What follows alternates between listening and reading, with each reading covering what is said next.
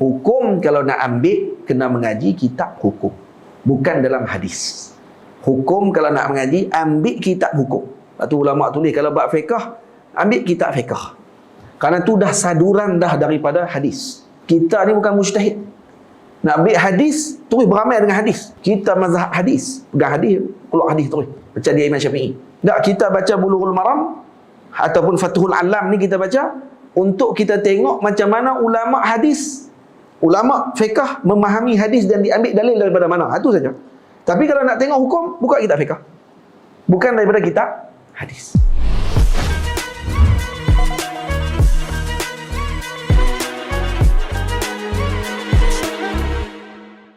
Hadis ni, kitab ini dikarang atau disusun oleh Al-Imam Syekhul Islam Zakaria Al-Ansari. Al-ma'ruf la yu'arraf. Orang yang dah terkenal tidak perlu diperkenalkan lagi. Kalau dalam kitab mazhab kita Syafi'i disebut saja Syekhul Islam, faham dah siapa dia Syekhul Islam? Al-Imam Zakaria Al-Ansari. Syekhul Masyayikh. Umur beliau panjang, 160 tahun. Umur Syekh Zakaria Al-Ansari 160 tahun. Murid beliau siapa?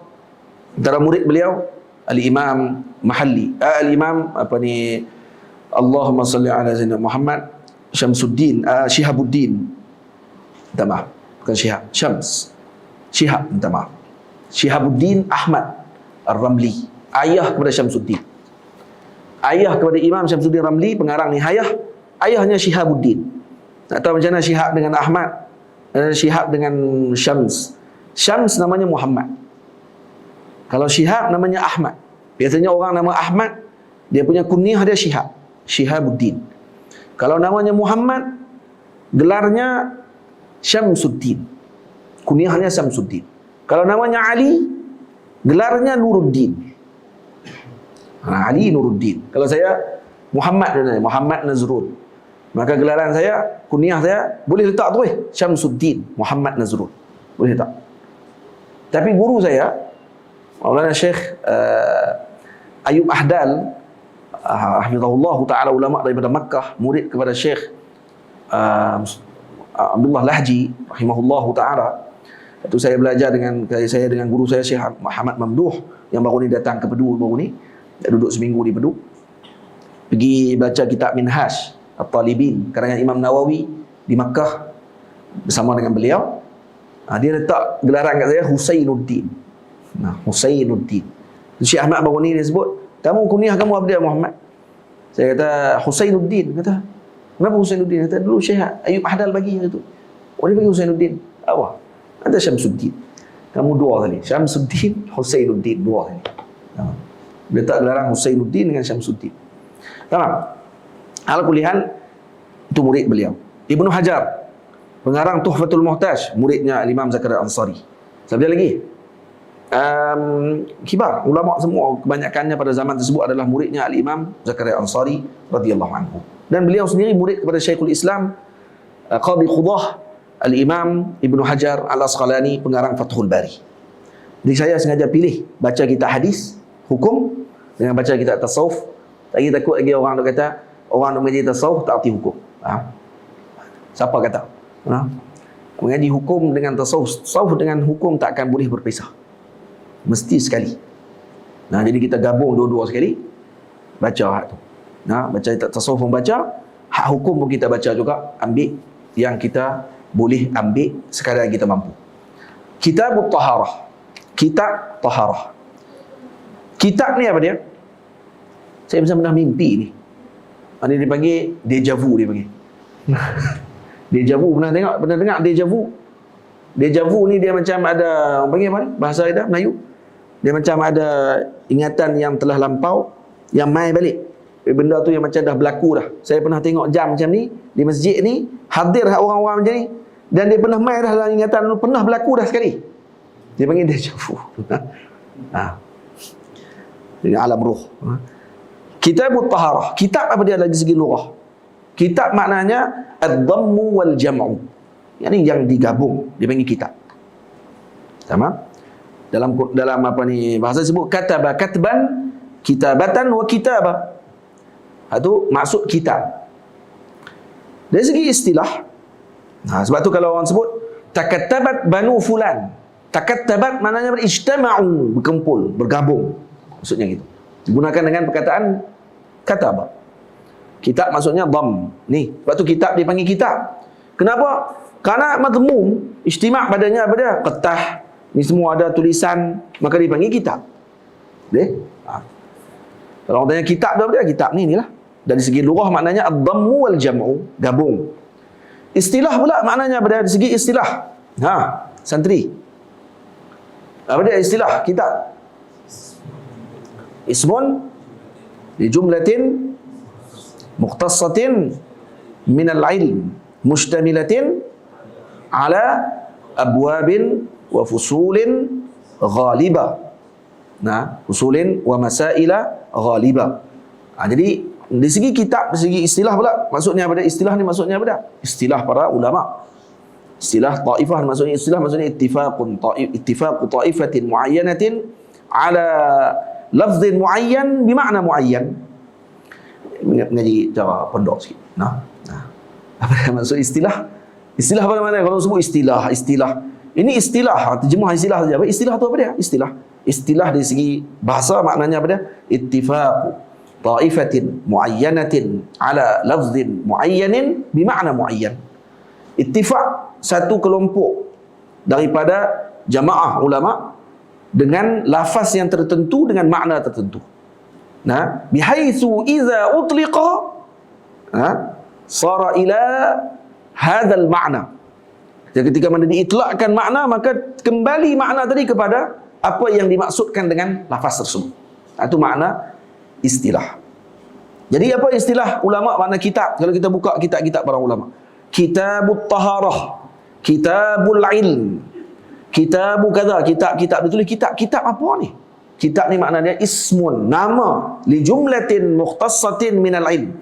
Nama bagi jumlah yang khusus daripada ilmu yang terkandung dalamnya bab-bab, fasal-fasal, masail-masail secara ghalib. Sebab tu kena ada ghaliban di belakang. Biasanya dalam kitab dia akan ada fasl, dia akan ada bab. Sebab tu kita Kitabut Taharah, kalau kita buka dalam kitab fiqh, Kitabut Taharah, lepas tu dalam tu ada bab. Babul miyah. Dia ada bab. Macam ni dalam ni. Dia kitab yang paling besar sekali. Dalam kitab dia akan ada bab, dia akan ada fasal, dia akan ada masail. Ghaliban. Ghalibnya macam tu. Baik, kalau tak ghaliban, boleh tidak? Jadi tak nak tepat. Karena kemungkinan ada kitab yang tulis kitab tapi tak ada bab. Ada kitab yang mungkin tak ada fasal. Tulis kitab saja sampai habis. Bincang bab tu saja. Boleh faham? Yang tu. Baik. At-taharah. Apa dia taharah? Dengan fathahkan ta, maknanya nazafah, bersih. Atau khulus minal adnas. Segi syarak, maknanya apa dia pula? Syarak di sini maknanya istilah. Jadi istilah syarak. Maknanya fi'lu ma yustabahu bihi salah.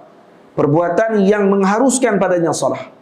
Itu makna taharah. Kitabut taharah maknanya kitab yang terkandung di dalamnya ilmu yang biasanya di dalamnya ada bab, ada fasal, ada masail secara ghalib biasanya, dan taharah adalah dengan makna sesuatu perbuatan yang mengharuskan padanya solat. Itu maknanya. Kalau taharah dibaca dengan taharah. Kalau dibaca dengan tuharah, dengan dhammah pula, maknanya fadlu ma tatahhara bihi. Ini lebihan yang kita bersih itu dipanggil tuharah. Ni, ayat wudu, kita ambil buah ayat ni. Ambil wudu. Bekas ada sikit-sikit. Ini dipanggil tuharah. Faham? Dipanggil tuharah. Nampak tak ni? Taharah perbuatan. Taharah fathahkan ta, perbuatan. Kalau kata ayat tu ada bekas lagi kesan sikit tu dipanggil tuharah. Boleh tak? Baik. Kemudian dalam kitab ini dimulakan dengan babul miyah. Dalam kitab taharah dimulakan dengan babul miyah. Bab berkenaan dengan air. Dan miyah ini dijamakkan daripada ma'. Karena diiktibar melihat kepada jenis-jenis yang banyak ada pada air. Air ada macam-macam jenis. Ada air hujan, ada air salji. Salji apa dia? Yang turun daripada langit dalam keadaan yang keras, minta maaf, turun daripada langit dalam keadaan lembut, halus ataupun yang menitik, kemudian turun ke bawah mengeras, atau dipanggil salji. Kalau bardun pula, dia turun daripada langit dalam keadaan yang keras, kemudian dia jadi air. Ini sebagian kata dia embun, ataupun dipanggil hujan batu, turun kerah sampai di bawah cayak. Kalau kata salj, turun daripada atas tidak kerah sampai di tanah kerah, itu jadi salji. Tu. Air sungai, air laut, air mata air, air telaga, air yang keluar daripada celah jari Nabi juga dipanggil ma'. Karena ma'ul mutlak, yang keluar dari jari Nabi juga dikira ma'u mutlak. Tamam. Hadis pertama, an Abi Hurairah radhiyallahu taala anhu, Abdurrahman bin Sakhr. Siapa Sayyidina Abi Hurairah? Abdurrahman ibni Sakhr. Nama beliau alal asah, pandangan yang paling kuat, nama beliau adalah Abdurrahman bin Sakhr. Nama dia ada 40 pandangan. Sayyidina Abi Hurairah ada khilaf ulama 40 pandangan. Ya, dikunyahkan beliau oleh Rasulullah. Siapa yang bagi gelar Abu Hurairah kepada beliau? Rasulullah. Sebahagian pandangan kata yang bagi gelar Abu Hurairah kepada beliau adalah bapa beliau, bukan Rasulullah. Kenapa? Lihirratin kanat lahu yal'abu biha saghira. Yang waktu ketika kecil dia duk main dengan seekor kucing, maka ayah dia letakkan nama dia dengan Abu Hurairah, gelaran dia, bapa kucing. Sebagian kata Rasulullah yang bubuh nama, beliau masuk Islam lewat. Sayyidina Abu Hurairah masuk Islam pada tahun ke-8 Hijriah. Kurang 3 tahun sebelum Nabi wafat. Tapi beliau paling banyak hafal hadis Nabi SAW. Karena berkat doa Nabi SAW. 3 tahun dia dengan Rasulullah. Tapi paling banyak hafal hadis Nabi SAW berkat doa Nabi. Karena dia pernah datang jumpa Nabi, dia kata, ya Rasulullah, saya teringin untuk menghafal semua ucapanmu ya Rasulullah, tapi saya tidak mampu. Maka Nabi ambil serbannya, lalu Nabi ambil isyarat macam di langit, di udara, Nabi buat macam ni dan Nabi letakkan dalam serban tersebut. Nabi buat lagi yang kedua, Nabi letak. Nabi ambil lagi, Nabi letak. Dan Nabi ambil serban tadi, Nabi tekapkan pada dada beliau. Dan kata Sayyidina Abu Hurairah, mulai selepas itu tidak ada satu pun perkataan Nabi yang keluar daripada mulut Nabi melainkan saya ingat semuanya. Ya. Ingat terus waktu itu juga. Macam photostat. Ini berkatnya apa yang dilakukan oleh Nabi kepada beliau. Jadi kalau kata beliau masuk umur 8 Hijriah, maksud beliau dah besar dah waktu tu. Jadi kalau kata yang pandangan kata Nabi yang letakkan gelaran kepada beliau dengan Abu Hurairah, maksudnya beliau dah besar waktu tu dan nampak seekor kucing, dia ambil kucing tu bubuh dalam lengan baju dia, bawa mai ke majlis Nabi. Dan Nabi tengok dan Nabi kata, ya Abahir, wahai bapa kucing. Sebab tu Sayyidina Abu Hurairah dikatakan dia tak suka orang panggil dia Abu Hurairah. Dia kata, Nabi panggil aku Abu Hir, bukan Abu Hurairah. Kenapa kamu tasghirkan, kecilkan Hurairah tersebut? Hir jadi Hurairah. Padahal Nabi panggil saya dengan Abu Hir. Sebagian kata beliau tak suka orang panggil Abu Hurairah, digelar dia dengan Abu Hir. Sama. Faedah lah no. Dan dalam hadis disebut daripada Sayyidina Abi Hurairah radhiyallahu anhu qala Rasulullah sallallahu alaihi wasallam fil bahri. Baginda Nabi sallallahu alaihi wasallam mengatakan pada hukum berkaitan dengan apa yang ditanya oleh sahabat tentang mengambil wudu dengan air hujan. Dengan air laut, minta maaf, fil bahri. Al-bahr maknanya wan nahrul azim. Ini sungai yang besar maksudnya, laut. Maka apa kata Nabi? Huwa tahuru ma'uhu al-hillu maitatuh. Ia suci dan menyucikan, air laut ni suci dan menyucikan. Kenapa sahabat tanya? Kerana air laut ini masin. Dan seolah nanti sahabat memahami kita berlaku penukaran pada air ni. Jadi boleh ke ambil wudu dengan air macam ni? Maka Nabi SAW pun jawab, kata huwa tahuru ma'uhu. Kerana dalam riwayat yang lain disebut, sahabat mai jumpa dengan Nabi kata, kunna narkabul bahra. Kami ni ya Rasulullah adalah nelayan, cari ikan di laut. Jadi kami duk naik di laut tu, nak ambil wudu kadang air ada cukup untuk minum saja. Boleh tak kami ambil wudu dengan air laut? Maka Nabi pun jawab apa? Huwa tahuru ma'uhu. Perkataan tahur sudah menjelaskan sekali dengan makna mutahhar. Tahir, mutahhir. Iaitu suci dan menyucikan. Lepas tu Nabi guna tahur. Tahur sudah selesai dah. maksudnya. Dalam wazan fa'ul. Ini mubalaghah. Maksud nak bagi tahu kata suci dan menyucikan. Sekali dua-dua. Dan kemudian Nabi tambah. Sahabat tak tanya tu. Sahabat tak tanya apa ni bangkai dalam laut boleh makan ke tak? Nabi tambah al-hillu maitatuh. Apa dia yang mayat apa ni bangkai dalam laut yang halal iaitu as-samak. Tamam? Iaitu ikan, kata Imam Zakaria Ansari, walau tak serupa ikan. Yang ni makanan dalam laut, ikan walau tak serupa ikan, bentuk macam babi contohnya. Babi laut. Apa dia babi laut? Sebagian ulama kata babi laut ni dolphin. Ikan dolphin tu babi laut. Nah, dipanggil babi laut ataupun anjing laut, khinzir ataupun kalb. Ataupun rupa dia macam anjing. Anjing laut kita nampak tak macam anjing pun. Nampak? Ni anjing betul. Bukan anjing betul. Muka macam anjing tapi duk berenang dalam laut. Bukan duk kita nampak tu anjing memang pandai berenang. Tak duk tengok anjing berenang tu pula kata, "Ha, boleh ni." Nah, tak. Ni anjing memang duk layak. Keluar-keluar macam anjing. Nah, boleh tak makan hak tu? Boleh kata Imam Zakaria Ansari. Beza dengan mazhab Abu Hanifah. Imam Abu Hanifah kata tak. Kalau yushbih dengan binatang di laut, di darat, maka hukum dia haram. Khilaf dalam bab. Nah. Jadi ikan di sini makna daripada as-samak wa illam yushbih as-samakal masyhura ka kalbin wa khinzir. Jadi sama ikan, maksudnya ikan dalam laut walaupun mati halal hukum dia. Tidak ada masalah. Jadi di sini penjelasan tentang istisnaat makanan binatang apa yang tak boleh dimakan tu dibahas dalam kitab fiqh. Ada banyaklah binatang-binatang lagi yang tidak boleh dimakan, antaranya kata. Ini bukan dalam laut saja no. Huwa tahuru ma'uhu al-hillu maitatuhu, walaupun tanya tentang bahar. Adakah nahar termasuk sekali?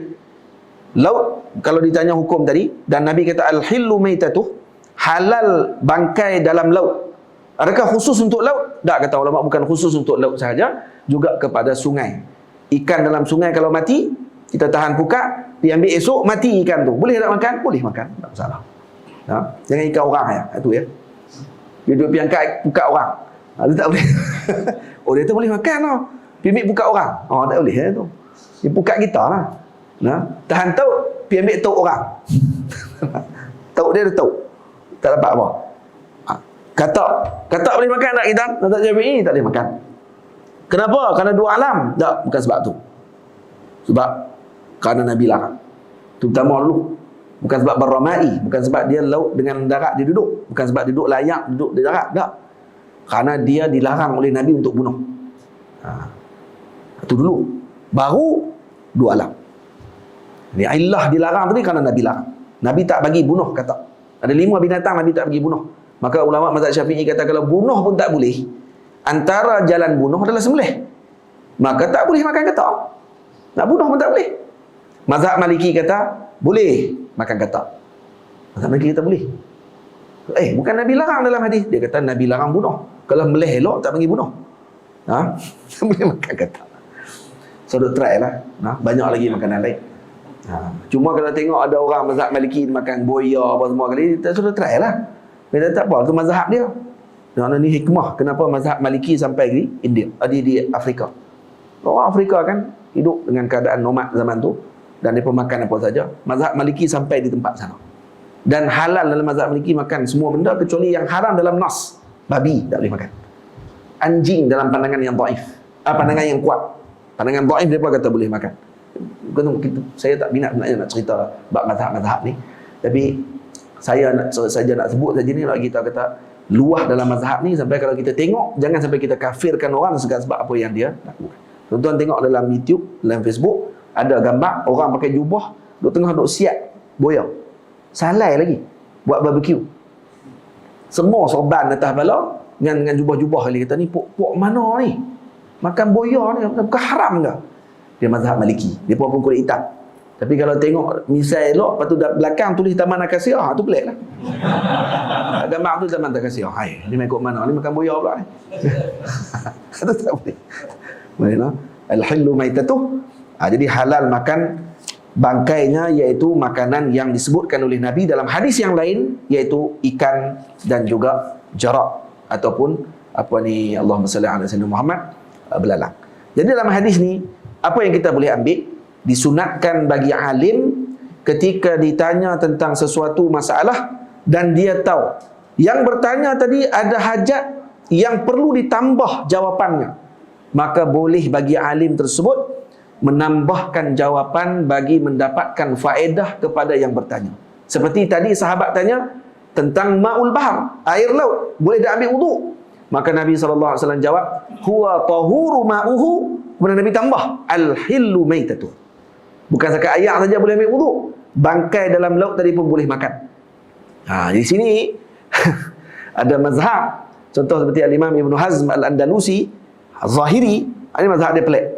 Dan kitab dia sebut kata, di sini dalil kata bangkai kalau dalam laut je boleh, dia kata. Jadi macam mana nak buat? Bangkai, ambil bangkai, tok dalam laut, boleh makan tak? Dia kata ni kalau ikut tu boleh, dia kata. Oh, kacau. Habis tu lembu hak baru ni hak viral daripada meleh tak kena tu. Tarik sampai mampus lembu. Apa? Takkan tak tengok gerak pun tak, lembu tu besar pada dia lagi.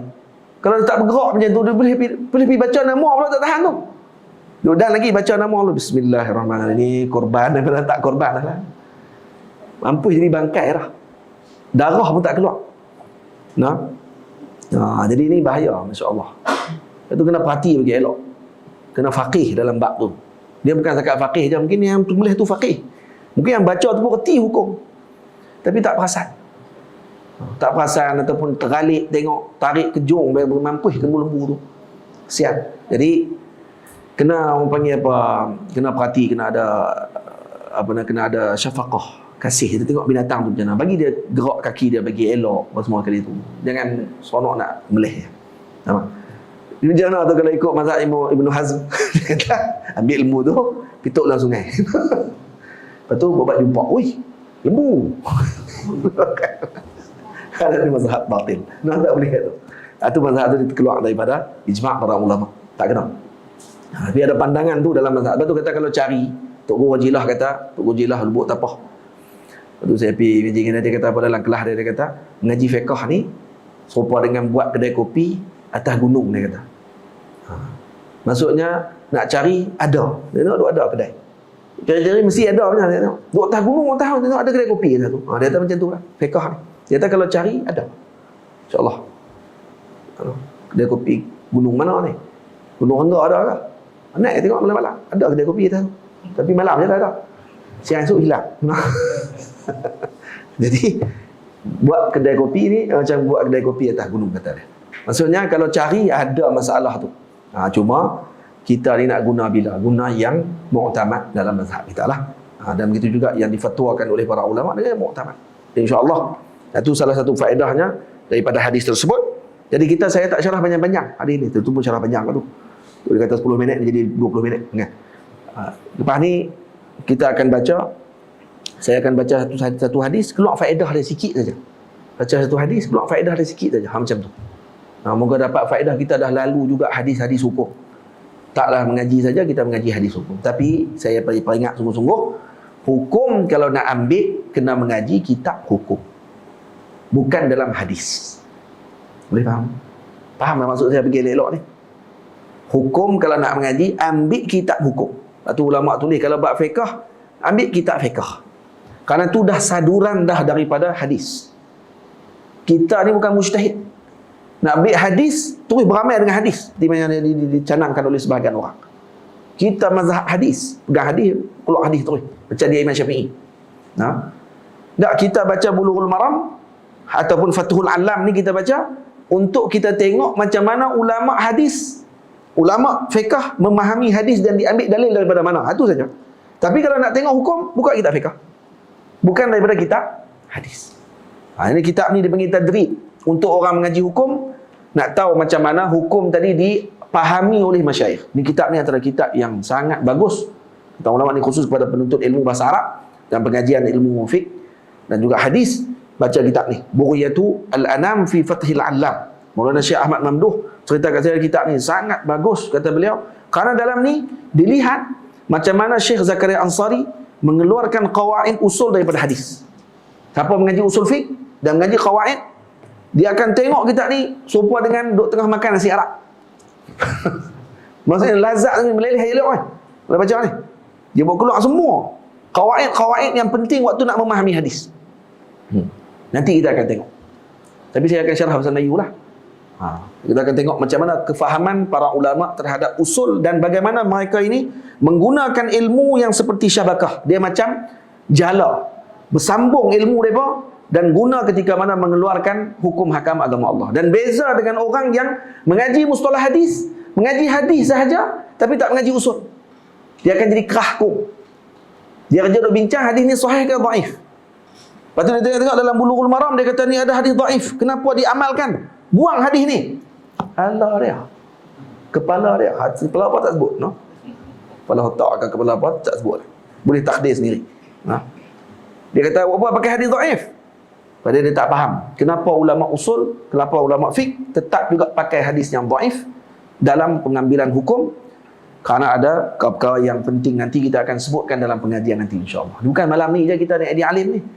Ini tahu, malam ni semua nak jadi alim terus ni. Banyak tahu ni. Nah. Kitab pun baru satu malam ni. Sebulan pula lagi nak jumpa balik ni.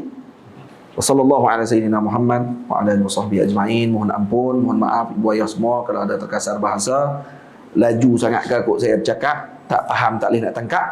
Moga-moga kita semua dapat diberikan kefahaman dengan baik dan berterusan dengan pengajian ini sehingga selesai kitab insya-Allah. Wassallallahu ala sayyidina Muhammad wa ala alihi wasahbihi ajma'in. Alhamdulillahirabbil alamin. Assalamualaikum warahmatullahi wabarakatuh.